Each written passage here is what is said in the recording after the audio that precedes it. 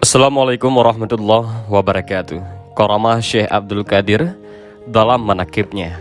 Syekh Abdul Qadir sebagai pimpinan wali Allah mempunyai banyak karamah sebagaimana dikisahkan dalam manaqibnya.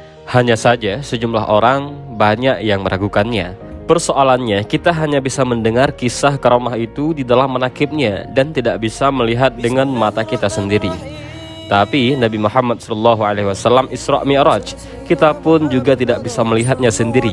Nabi Musa bisa membelah lautan dengan tongkatnya, kita juga tidak bisa melihat sendiri. Dan Nabi Isa bisa mengubah air putih menjadi anggur, kita juga tidak menyaksikannya secara langsung.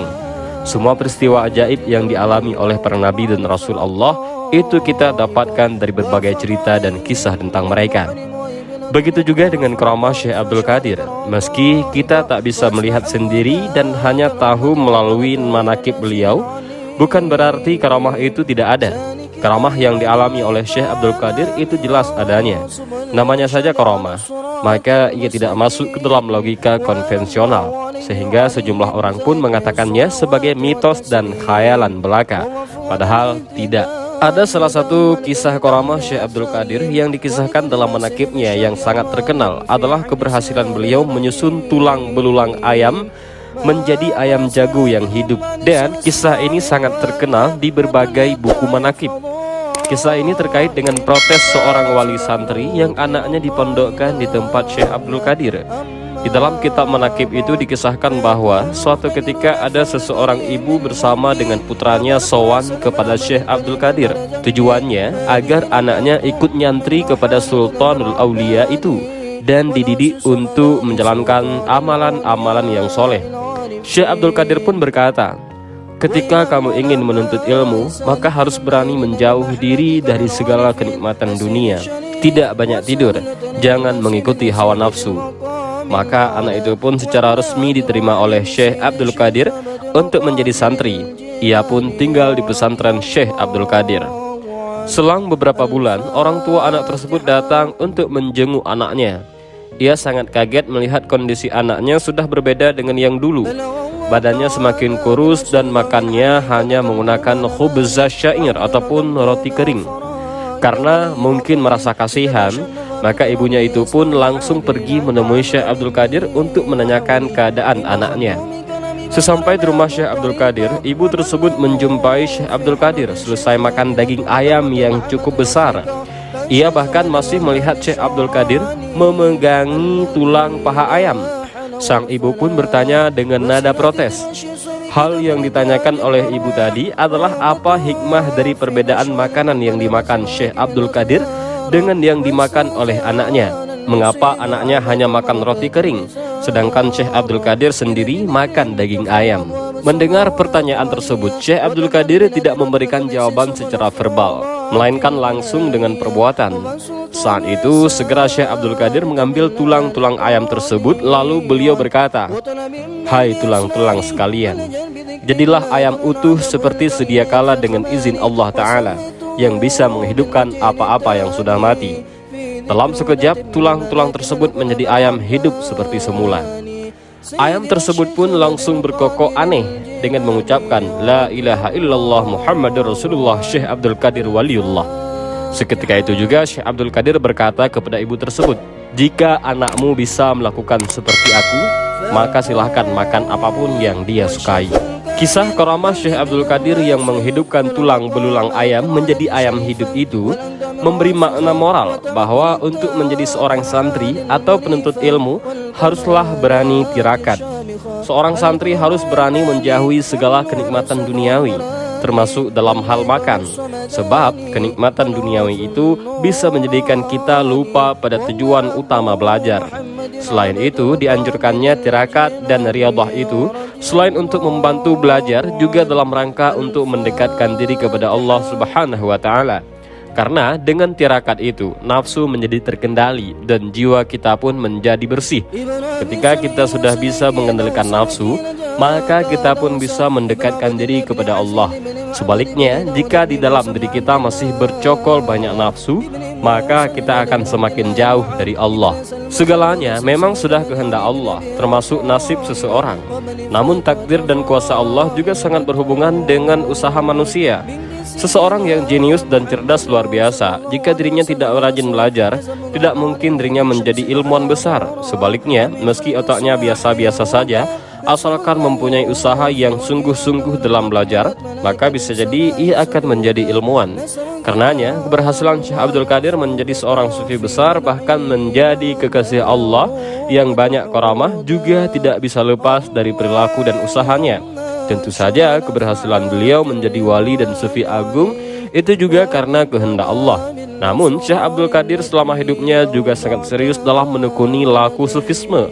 Hal ini terutama tirakatnya selama menjadi santri di Baghdad, bahkan hingga dirinya sudah lulus dari belajarnya di Baghdad. Ketika sudah menjadi kiai di masyarakat dan dikenal sebagai ulama, wali dan sufi papan atas, Syekh Abdul Qadir masih terus bahkan semakin keras dan bertirakat. Dalam kitab biografi beliau, Al-Lujainid Dani fi Manaqibi Asy-Syaikh Abdul Qadir Al-Jailani, misalnya, dikisahkan mengenai sejumlah tirakat Syekh Abdul Qadir Jailani yang tergolong sangat berat. Tirakat beliau yang sungguh keras ini didasari dengan kemuliaan akhlak dan kesungguhannya untuk mencapai hakikat kebenaran. Dikisahkan bahwa setelah selesai belajar, Syekh Abdul Qadir memilih untuk mengembara mengarungi padang pasir dan masuk ke hutan-hutan di Baghdad untuk bermunajat kepada Allah. Usahanya ini ia jalani selama 25 tahun. Ia tidak peduli dengan kerasnya alam padang pasir yang terdiri atas beragam halangan seperti cuaca ekstrim, badai gurun hingga binatang buas.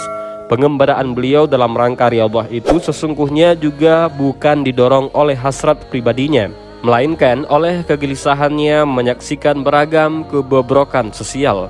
Banyak masyarakat dan pejabat saat itu yang moralnya busuk, dilatar belakangi oleh decadensi moral masyarakat, juga dalam rangka mengasah kepekaan batiniahnya. Itulah Syekh Abdul Qadir memilih untuk menyepi atau berkhalwat supaya dirinya mendapatkan limpahan petunjuk dari Allah.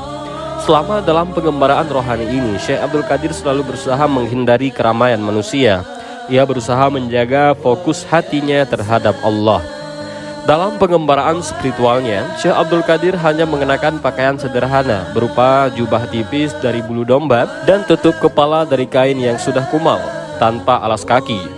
Ia pun sering hanya memakan daun-daunan liar yang tumbuh di pinggir sungai, sisa-sisa makanan atau sayur yang sudah dibuang. Ia minum hanya sekedarnya saja. Waktu tidurnya juga sangat singkat. Ia hampir sepenuhnya terjaga untuk berzikir, bermunajat kepada Allah. Kesederhanaan hidup hasil dari bertirakat itu tetap dipertahankannya pada hari-hari berikutnya.